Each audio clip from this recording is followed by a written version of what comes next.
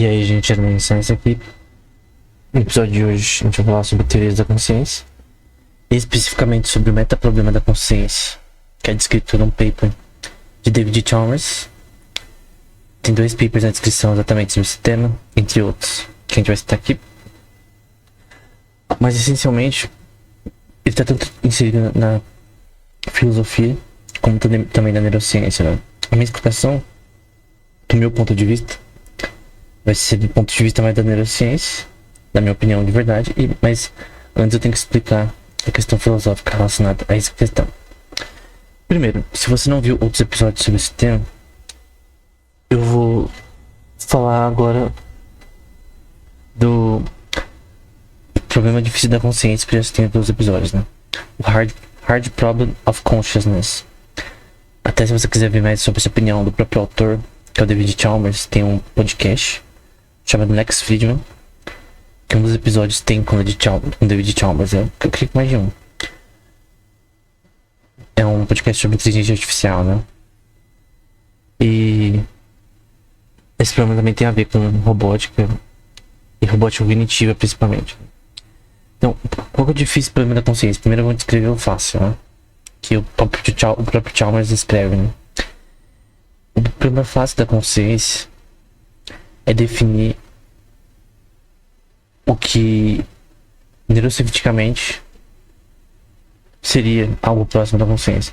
Então posso dizer, por exemplo, que o tálamo no cérebro, né, nos dois córtex, nos dois hemisférios, esquerdo e direito, eles são relacionados a vários pathways, ele é um sistema que distribui a comunicação no cérebro, o tálamo, né? Se você causa lesões no tálamo ou usa neurotransmissores como GABA ou NMDA, você faz a pessoa ficar inconsciente. Na verdade, sedativos atacam exatamente esses transmissores no tálamos. Então, o tálamos ele é importante para essa modulação aí de comunicação entre áreas do cérebro, né? A basal ganglia, por exemplo, é relacionada a movimentos voluntários do cerebelo, relacionada a também movimentos voluntários junto com a basal ganglia, mas principalmente a questão de memória motora relacionada a isso. A memória em si como um todo é presente principalmente no hipocampo. Tem uma conexão ali também com a parte a parte superior motora do córtex com relação ao controle da mão, pé, uma área que a gente chama de homúnculos, né? Que controla várias áreas do nosso corpo, as mãos, a língua, enfim, tudo. E tem até como você pôr eletrodos, né?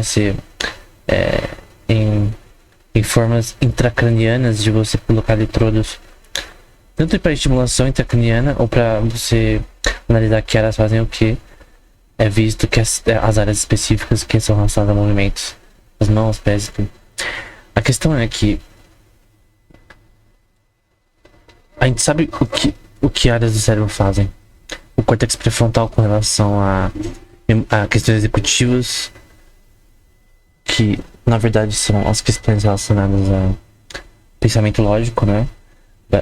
A maioria dos tipos de demência ou problemas relacionados à atenção são associados não somente, mas com o córtex pré-frontal, né? Eu lembro até de uns podcasts do Lex Fridman com o CEO da DeepMind, que ele falou assim muito dessa questão do córtex pré-frontal, né? E vendo artigos nesse tema, eu vi que realmente o córtex pré-frontal é uma das partes mais importantes com relação à personalidade, que estão relacionadas a processos lógicos, né? Tanto que danos ali, a própria lobotomia, né? O que era lobotomia, né? Era algo que hoje é criminoso, né? Você não pode se realizar. Mas teve uma época que não foi. Foi até um cara que ganhou um prêmio Nobel que inventou essa merda. Que era basicamente um instrumento que você danificava o córtex pré-frontal e era usado por pessoas que tinham esquizofrenia, doenças mentais diversas, bipolaridade. E foi usado também de várias formas políticas também. Então a lobotomia é basicamente se danificar o córtex pré-frontal. E todas as pessoas que fizeram essa cirurgia, e era tipo uma ferramenta também que fazia um buraco mesmo. Simplesmente fazia um. Não só furos, né? Mas literalmente apagava aquela área, né?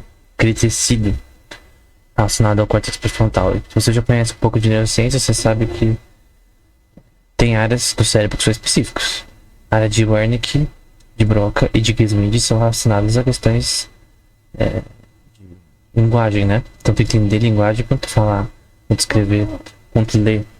Então, e não só linguagem falada, mas linguagem corporal.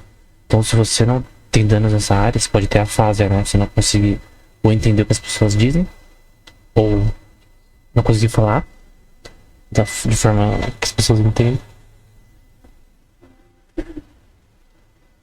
Então, mas no caso, essa questão, ela é uma questão extremamente importante para que a gente entenda o ponto principal relacionado ao problema difícil da consciência. Então, a gente sabe que áreas do cérebro fazem certas funções. A gente sabe que, por exemplo, o córtex pré-frontal dorsolateral tem pesquisa relacionada à lembrança de marcas, né? No neuromarketing, né? Eu já falei no episódio. Então, quando uma pessoa toma uma Pepsi, sem saber que é Pepsi, com olhos vendados, até o Vlad do Área Secreta fez um vídeo sobre isso, né? Ele provando vários tipos de Fanta e tal. É difícil você reconhecer, né? Você fala, não, pô, eu vou reconhecer, eu já tomei isso várias vezes. Mas é bem difícil reconhecer. E parece que quando você sabe qual a marca é, a área do córtex pré-frontal dorsolateral fica ativa, né? Sem você querer. É uma coisa automática. Enfim. Várias questões do cérebro são entendidas. As questões relacionadas, por exemplo, a parte de você ser bilíngue, né? A parte de aquisição de linguagem, que obviamente a área de Broca e de Wernicke são importantes, mas tudo no cérebro ele tem questões globais e locais. Então a gente sabe que áreas específicas fazem algo, porque quando você tem danos a ela dá merda. Por exemplo, tumores em certas áreas do cérebro podem causar problemas de personalidade, principalmente se atingirem o córtex pré-frontal. Então, se você tem um tumor nessa área, pode ter mudança de personalidade que a pessoa de repente nem sabe que essa é a causa, né? Quantos exemplos tem de pessoas que tinham tumores sem saber, estavam com comportamentos diferentes, né? E não só isso, tem questões hormonais também que podem mudar seu comportamento temporariamente. Tem questões bacterianas que eu não acredito totalmente ainda nisso, mas tem artigos que falam sobre questões bacterianas que podem.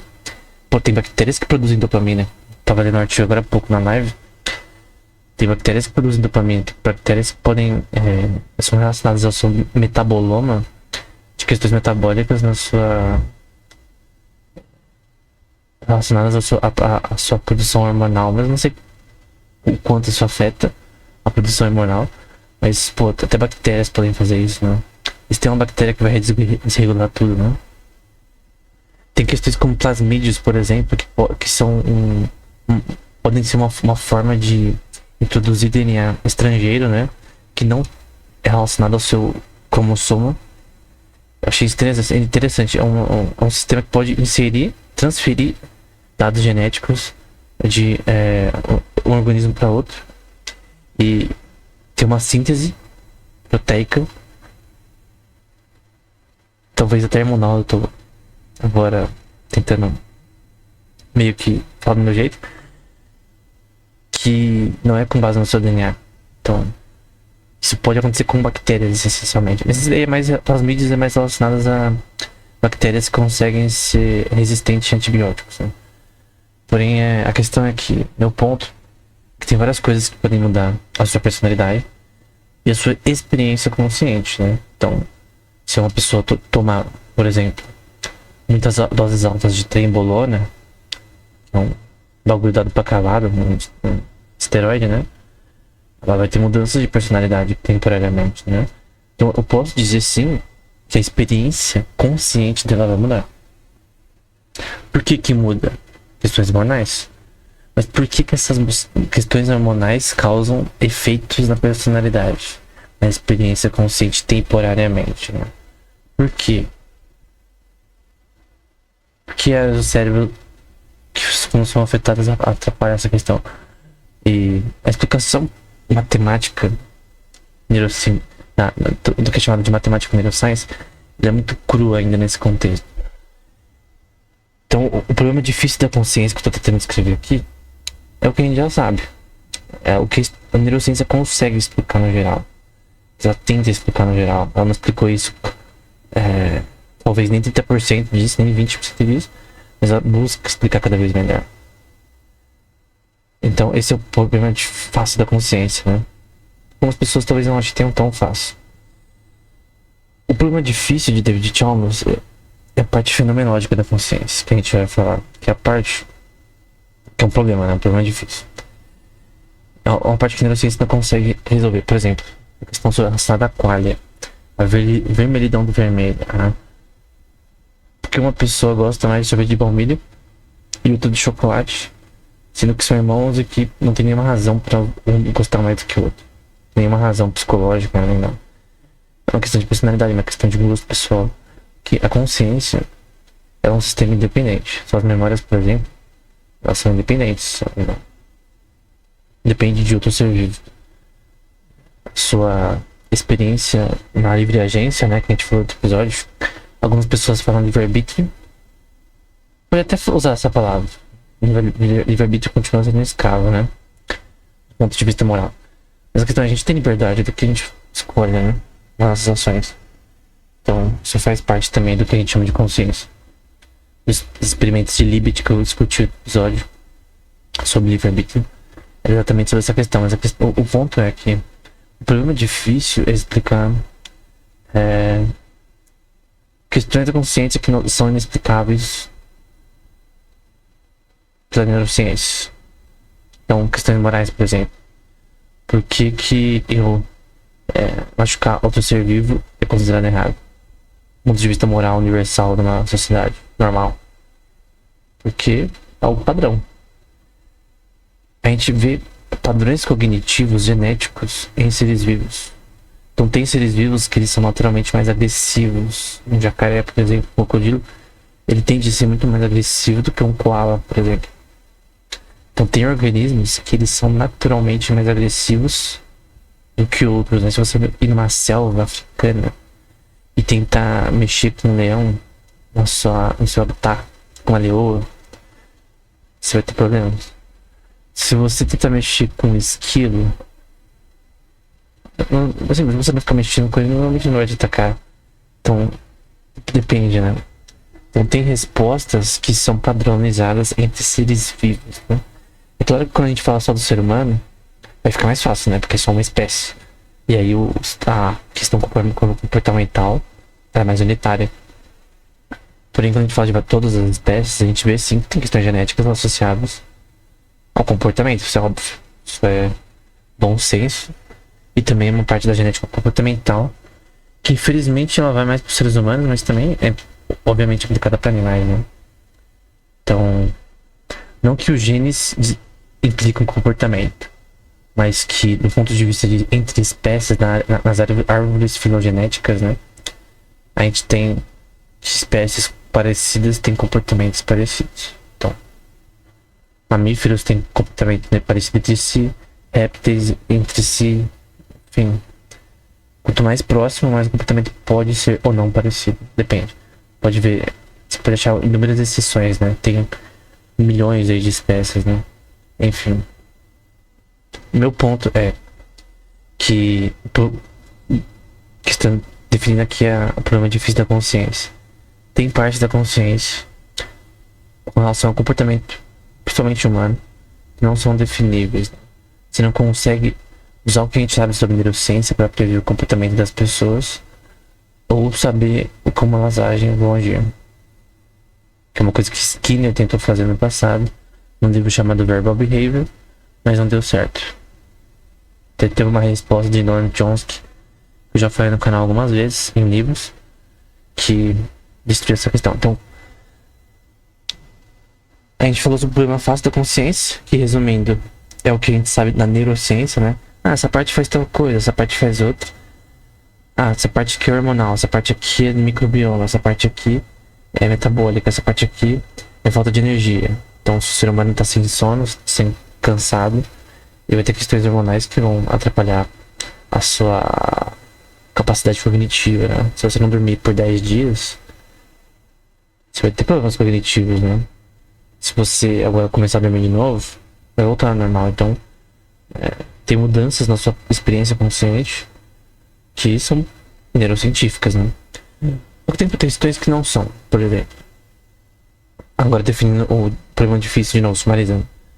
Então, por exemplo, vamos supor que uma pessoa, ela tem medo de altura. Vamos supor que são gêmeos homozigotos. Gêmeos homozigotos, eles são geneticamente praticamente iguais. Tem exceções, mas no geral eles são iguais. Eu não vou dizer que em todas as bases sequenciais, mas no geral eles são iguais. Geneticamente. Gêmeos dizigotos, né? Eu tô tentando traduzir dizygotic twins. Não sei como é em português. Mas os dizygotic, eles são diferentes, né? 2 óvulos fecundados. Qual que é o ponto aqui?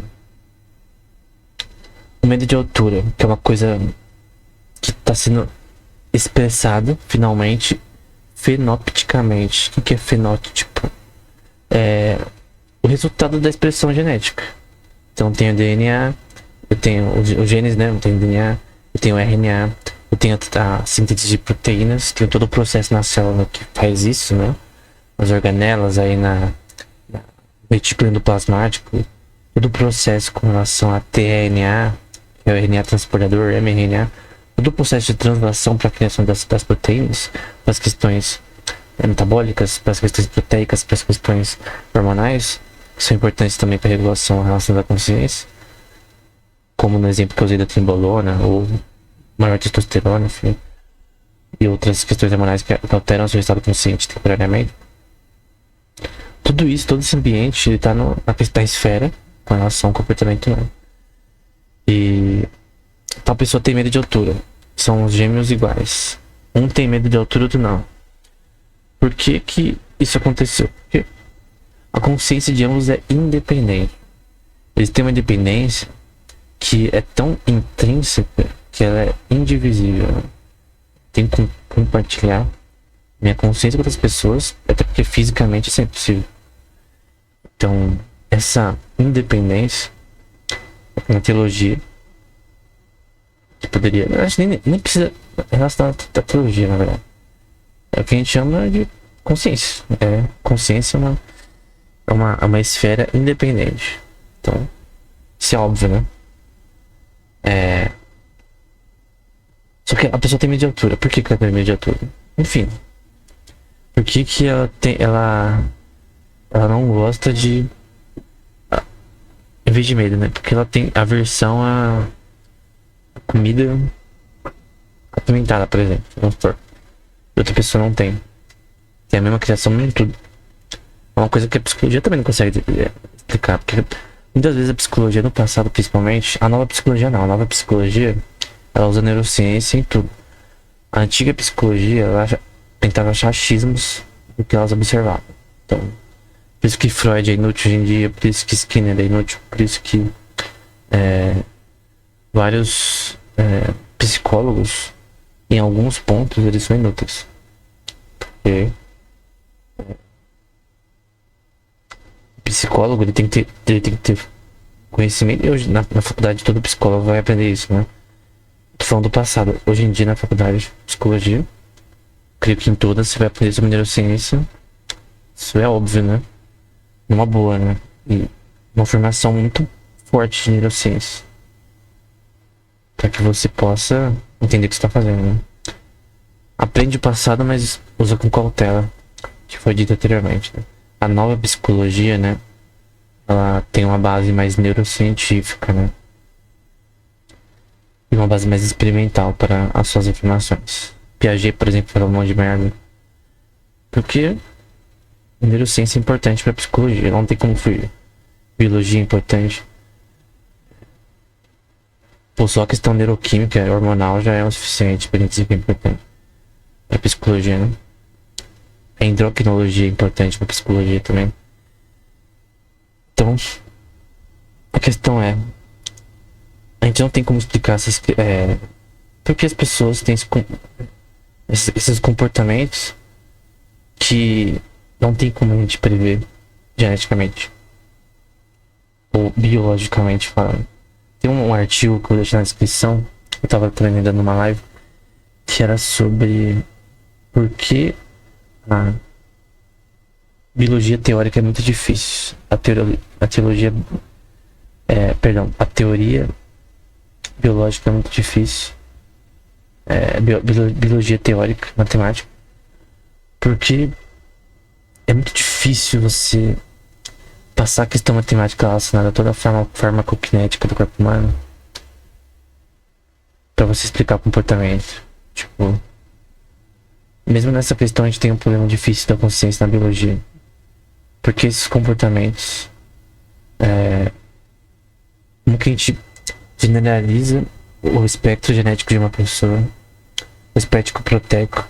Porque a questão é que nesse artigo ele fala, né, que não pensa como o gene como uma base que faz as proteínas somente, mas mesmo as próprias proteínas regulam também o que vai ser expressado ou não geneticamente. Uma coisa que eu não sabia. Então tem uma via de dois caminhos, né, uma computação reversa nessa questão. Então toda essa questão gira em torno do problema que Skinner queria resolver, né? Será que a gente consegue criar uma teoria matemática que explica totalmente o comportamento humano com base na parte biológica molecular apenas? E isso até o momento não é possível de nenhuma forma. Esse é o problema difícil da consciência. Não é nem relacionado somente ao cérebro em si, mas a todo o corpo humano. Tem até essa questão do body mind problem, ou problema da mente e corpo. Eu creio que a consciência, pelo menos a humana, não depende do corpo. O corpo como um todo.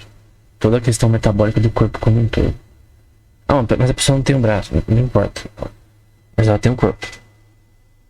Eu nunca vi alguém, a não ser em filmes e desenhos, que tem só a cabeça, né? Não tem o tronco. Tem coração, tem que ter. Senão, se não tem o tronco, falando toda a parte do pescoço pra baixo, não tem como viver, né? Eu nunca vi um ser vivo, pelo menos um ser humano, só viver com a cabeça. Não tem como. Tem seres vivos que generam parte do corpo, mas enfim, o ser humano não é um deles. Generar membros como um todo, né? Ninguém aqui é doutor Okona, do Homem-Aranha. Então a questão é que o problema da mente e corpo é muito fácil de resolver. Pelo menos pro ser humano. Sem tronco e cabeça não dá pra ver. Você pode estar sem perna, sem braço, mas se precisa do coração, se precisa dos órgãos, pulmão, enfim. E não só para o sistema funcionar como um todo, mas isso faz parte da consciência humana também, porque questões hormonais também afetam o comportamento. Essa parte que questões hormonais afetam o comportamento, questões endócrinas, né? Da endocrinologia afetam também a consciência como um todo. Mostra que o problema da mente e corpo só funciona quando tem os dois. Do ponto de vista teológico, a gente também acredita no corpo, alma e espírito, embora a gente não consiga explicar essa parte com detalhes. Mas a questão é que toda a experiência consciente é física. Mas eu acho que tem uma parte que não é física na consciência, né? A alma, por exemplo. Gente, tudo que existe é físico.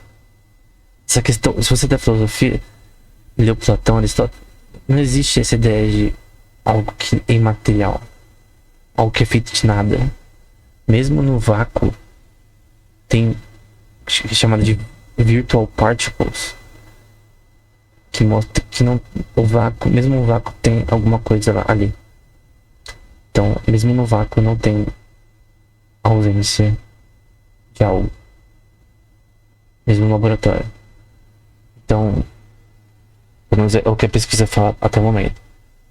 Que a gente pensa, né, no vácuo não tem nada, né? Mas mesmo no vácuo não tem nada. Então, com certeza, mas do ponto de vista teológico, o próprio Senhor disse que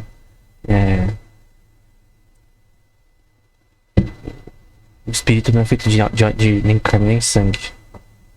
Então não é feito de algo aparente. Porém, não quer dizer que não seja físico, né? A própria Bíblia não diz nada em relação à alma não ser física. Porque essa questão da questão imaterial, ela vem da filosofia grega. Essa invenção e foi para a teologia pré-nicena e pós-nicena, que mais de Aquino e depois outros caras, e continuou. Mas a questão é que isso não é uma questão bíblica, né? Então, mesmo nesse ponto bíblico, essa questão de algo feito de nada é muito mais fácil de dizer que se você não sabe o que é feito. Então, na minha opinião, toda consciência é física, mesmo do ponto de vista teológico e, obviamente, do ponto de vista neurocientífico, ela é física. E a consciência ela existe, na minha opinião. Então, a experiência consciente é somente questões cerebrais.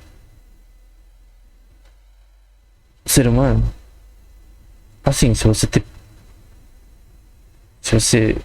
ter problemas com relação ao funcionamento cerebral, você não vai conseguir, de repente, nem se mexer. Então, obviamente, você precisa dessa parte para funcionar. Porque a questão é que, mesmo do ponto de vista filosófico e teológico, não tem como a gente definir o que é alma e espírito. É mais fácil a gente falar que a gente é ignorante sobre isso. E tentar explicar a parte da neurociência.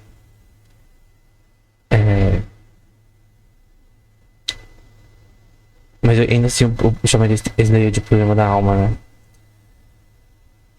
A questão é que, na minha opinião, toda consciência é física. Partindo disso, tem algumas teorias que se chamam realismo e ilusionismo.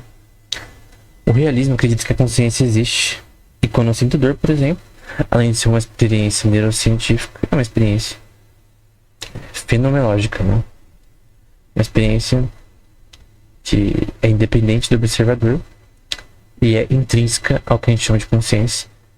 Como ela emerge no cérebro a gente não sabe, mas é isso. Esse é o realismo, né? O ilusionismo, no contexto da teoria da consciência, diz que ele afirma, né, que a versão forte, que é o strong ilusionismo, que está no artigo do David Chalmers que tem na descrição, é que a consciência não existe. Tudo sobre a consciência é só uma ilusão da nossa própria mente. Tem a versão fraca, que é o weak ilusionismo, que diz que não, a consciência ela existe, mas ela não é tão intrinsecamente importante para a inteligência humana ou para o que a gente chamaria de awareness, ou para a nossa experiência como seres inteligentes, para todos os seres vivos, né? Então, a versão forte da consciência não existe, é uma ilusão. A versão fraca, que ela não é tão importante como parece. Dessas opiniões, eu prefiro a mais realista, né? Que a consciência existe, que tem níveis de inconsciência que são medíveis fisiologicamente através de escaneamento cerebral, né? Seja ressonância magnética, PET scan, ou seja o que for. Você consegue medir de várias formas a atividade neural. E em estados de inconsciência a gente vê estados, camadas aí de níveis de inconsciência que são maiores e menores. Então, sim, inconsciência existe. Que seria o contrário da consciência. Então, creio que do ponto de vista neurocientífico, dizer que a consciência não existe é esquisito. Aí a parte do ilusionismo fraco poderia dizer que a consciência existe do ponto de vista neurocientífico, seria a atividade neural, a percepção sensorial neural, enfim, que é física, que tem questões metabólicas, hormonais, químicas, neuroquímicas que ocorrem no nosso cérebro, comida que a gente come, substância, bactérias, enfim. Porém, diria que todos esses processos fisiológicos eles não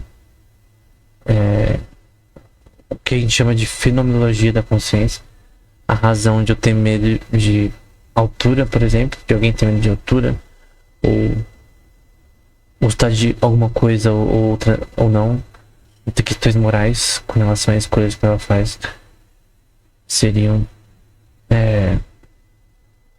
questões associadas, não seriam questões associadas ao que a gente chama de consciência. Então são 3 opiniões que eu tô citando aqui, tem muitas outras, mas realismo, ilusionismo e as 2 versões, que é o fraco e o forte. A questão é que como eu disse, o ilusionismo forte do ponto de vista da neurociência não pode existir, não faz sentido. A questão é que tem formas de se fazer a pessoa também ficar inconsciente de forma de anestesiar a pessoa temporariamente, que basicamente você vai fazer o tálamo parar de funcionar da forma como ele normalmente funciona, pelo menos para o seu nível de consciência como um todo.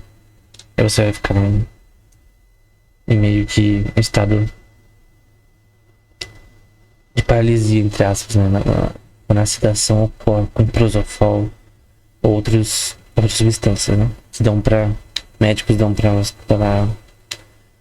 se dar uma pessoa, né? A questão é que o metaproblema em si, que foi do problema fácil, difícil, o metaproblema é explicar por que o problema difícil da consciência existe e se ele realmente existe, se ele realmente é importante. Se você é um ilusionista, então você vai falar que o do tipo forte, você vai falar, não, esse metaproblema é inútil. Todo esse problema fácil, difícil da consciência são inúteis, então. Então, o metaproblema da consciência é a dificuldade de provar, né, que a importância do difícil problema da consciência, né, a parte fenomenológica, né. Qual a explicação de David Chalmers mais interessante sobre a parte fenomenológica? Imagina uma pessoa que ela tá fechada no quarto escuro, que tudo é preto e branco. Ela nunca experimentou cores de nenhuma forma. Ela ouviu falar de toda a parte neurocientífica, de toda a parte das cones céus ali nos olhos, de todas as partes da questão RGB relacionada às cores, formação de cores nos olhos. Ela sabe tudo sobre cores, em questões neurocientíficas, né? Do problema fácil da consciência, ela sabe tudo. Porém, ela nunca viu cor. É a questão de uma pessoa ver um jogo pela televisão ou pelo estádio, né? É diferente. Fisicamente é diferente. O êxtase é diferente. A experiência é diferente. E a questão das cores é a parte mais interessante de falar da consciência, né? Ele até no paper cita Newton, por exemplo, dessa questão do problema com relação à refração da luz e as cores, né? Explica essa questão da percepção sensorial das cores, né? E a questão da qualia tem a ver exatamente com a diferença entre percepção de cores de pessoas, né? E as pessoas percebem as coisas de forma diferente, têm opiniões diferentes, são independentes, né? Até certo ponto, elas têm opiniões próprias. Então a consciência é uma questão independente, que é uma questão de John Searle, né? Então a questão é que essa pessoa, ela nunca viu cores. Vamos supor que um dia ela sai dessa sala, ela tem capacidade de ver cor, mas ela nunca viu. Ela abre a porta e sai no jardim tudo florido, arco-íris no céu, aves voando, o sol no seu mais alto resplendor. De toda a criação divina com seus olhos. E agora ela viu as cores finalmente, né? Como Chalmers escreve, né? Essa é a parte fenomenológica. E é difícil você dizer que ela não existe. Porque ela sabia tudo sobre cores. Ela sabia tudo sobre a parte neurocientífica. Só que ela nunca tinha nem armazenado nela memória sensorial, perceptiva, que é uma parte neurocientífica, obviamente, que o que faz ela ver as cores, interpretar as coisas, se mover, é o cérebro. São questões hormonais, são questões metabólicas, são questões físicas. Ela precisa de energia para isso, precisa comer, precisa de várias coisas. Só que esses processos, você entender esses processos muito bem, não explica a percepção atual dela de ir ver as cores por si mesmo. Isso é fenomenologia, isso é consciência. E essa é uma parte que ela é subjetiva, porque como que você explica isso? Como isso emerge, né? Como você explica que uma pessoa namora com uma e não com outra? Tipo, a pessoa, o jeito dela é namorar com um tipo de pessoa e não com outra. É uma questão da opinião da própria pessoa. Isso é uma questão subjetiva. Várias questões relacionadas a leis, relacionadas à literatura, relacionadas a decisões morais, decisões éticas, são subjetivas, são questões de certo e errado, são subjetivas, não são fenomenológicas. Eu disse anteriormente que sim, em várias espécies a gente tem aspectos genéticos que definem comportamento, mas do ponto de vista geral, e com certeza o ser humano é muito complexo pra gente definir apenas de forma genética, proteica, ou seja, o que for comportamento humano. Então, a questão é, as pessoas são muito diferentes exatamente porque elas são totalmente dependentes do ponto de vista consciente. Então, uma definição de consciência é um ser vivo que é independente do observador. Ele é livre até certo ponto, né, com vários limites para tomar decisões, né? É o que chamamos de livre agência, que é algo que existe. Livre agência é uma coisa que existe. Só por a questão é, seria possível, aqui citando de novo o David Chalmers, que a consciência fosse epifenomenológica, né? Agora, qual é o significado? Vou pegar a definição aqui. Não consigo decorar tudo.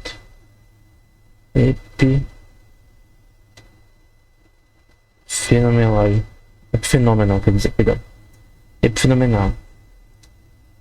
Que é algo, a definição no dicionário, né, de Cambridge é algo que existe, pode ser visto, sentido e ao mesmo tempo não parece algo relacionado com isso.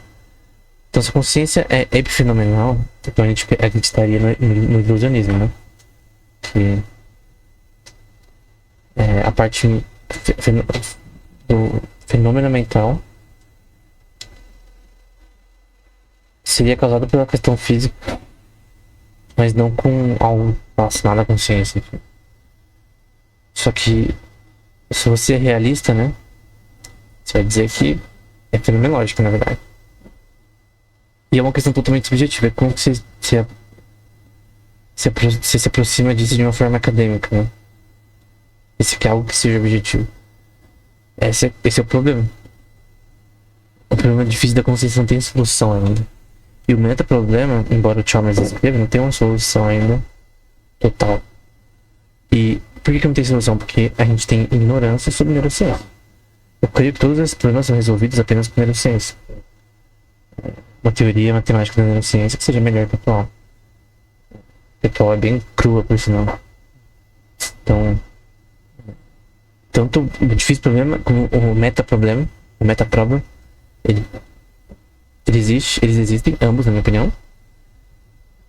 E a resolução deles pode ser só explicada pela neurociência, neuroquímica, neurofísica, e atualmente não foi explicado. Então, é problema em aberto, né? Mas você é livre, né? Você tem livre agência aí pra decidir se você é realista, se você é ilusionista, se você acredita na versão fraca ou forte do ilusionismo. Então, você tem a livre agência, graças a Deus aí, pra você escolher como você deseja, né? Mas tem outras teorias relacionadas a isso, né?